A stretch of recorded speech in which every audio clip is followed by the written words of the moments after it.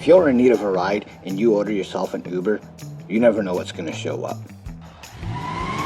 You could be riding in this piece of shit, or even worse, something like this. Fuck Uber. Today we're hitting the track with a car that may not get you to where you want to go alive, but better to go out in tire smoking wheel stands than sitting beside some moron who hasn't slept in a week and a half while he's getting broken up with by his girlfriend over Bluetooth. Welcome back to our quest to find the fastest car in the game BeamNG Drive without using any of those cheap-ass cheater mods.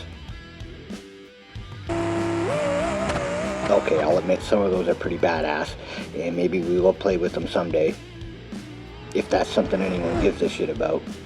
But for now, we're taking one car at a time. We're going to fuck around with them until we've got as much performance out of them as we can, until we figured out which is the quickest car in the game BeamNG Drive. As you've probably noticed, we're taking our Gavril Bluebuck out for one more day at the track, and we painted it up, and we're going to make a little spare change along the way. Holy shit, that's cheap. Fuck Uber. Last time out with the Bluebuck, we started with the regular drag version, gave it all the nitrous it could handle without blowing to shit, and got rid of as much weight as we could while still keeping all the outer body parts in a seat for the driver. By the end of the day, we had improved it by more than 0.8 of a second in a quarter mile. We could drop it there and move on to the next car, but while I was out driving my Uber, I thought of some genius ways to get a little bit more from this bitch. I'm just kidding, I would never drive an Uber. Today we're going to start out where we left off last time, just to make sure everything's still cool and the meter works.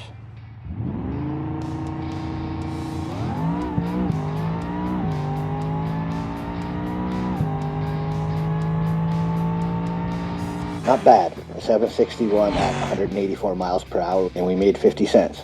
Now the first thing we're going to try today is to switch bodies from the sedan to the hardtop. I don't know if there's any real difference between them, but I'd feel like an idiot if I didn't try it, and some smartass tells me in the comments that I should have. So, here it is.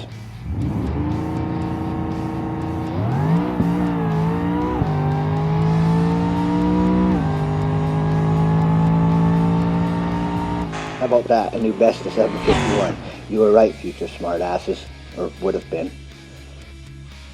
Now we're going to try and find a little more horsepower, and we already have the best engine package for this car, and we're using about as much nitrous as we can. So what now? The answer occurred to me while watching footage of previous runs and noticing all the exhaust fumes pouring out of the side of the car.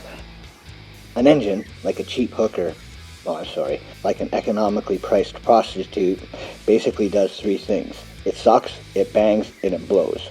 The better it does those three things, the more power it makes. We already have the biggest supercharger, oddly called the blower, doing the sucking, a 423 cubic inch Gavril Stage 3 performance block doing the banging, and a pair of exhaust headers providing the blow, through a long pair of side pipes. That we don't need. We want our engine to blow to its full potential.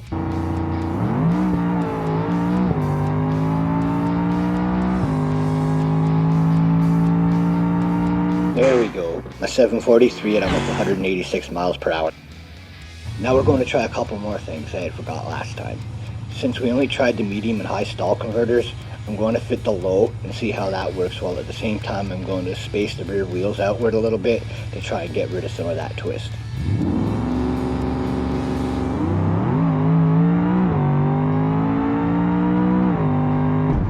Ouch. I don't think that prevented it from twisting as I was hoping, but it did launch pretty hard. I'm going to do it again, but with a little bit less nitrous. We'll go from 350 to 325 kW.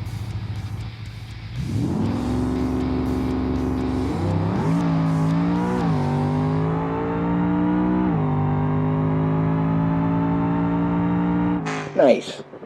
We got the no mod Bluebuck into the 730s at over 186 miles per hour. Now I'm going to lower the front suspension a tiny bit. I want to keep the front end down a bit on the launch. If I can make the car go straighter, it should be quicker.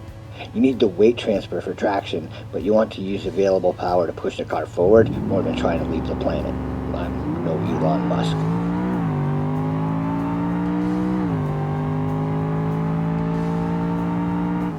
That worked nice. Another 739 at 186, 5 thousandths quicker and a tenth of a mile an hour faster. And the launch was more controlled.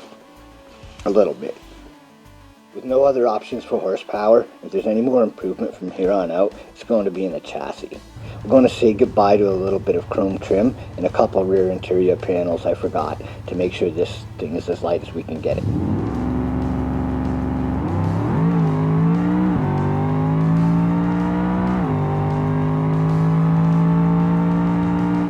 .738 at 186, another tiny improvement.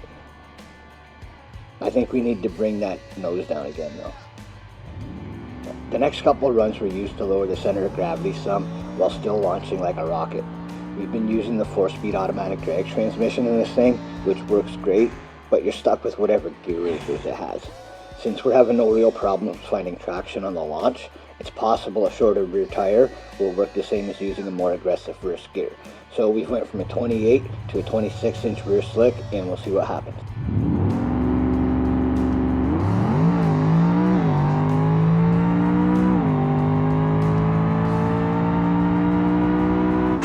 Wow, that worked pretty good, as you can see. It's 1 mile per hour slower, but that 732 was pretty awesome.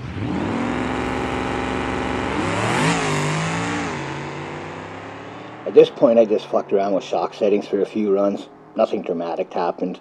The car run good, but there wasn't any improvements until the last run of the day and the last pass for this Bluebuck before we move on to the next car. After putting more rebound damping on the front springs,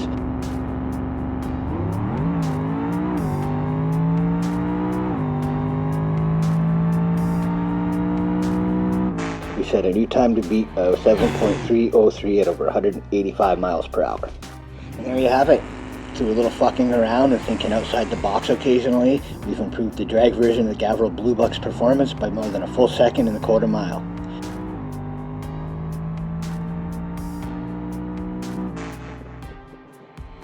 If you've made it to this point, thanks for watching. If you can give us a thumbs up, that would be really appreciated. And don't forget to subscribe to the channel and hit that bell and all that shit so we can keep doing this and stuff like it. If you have any ideas, let me know in the comments. If you've done this yourself with BeamNG, let me know how it went for you. I'd love to hear. See you next time.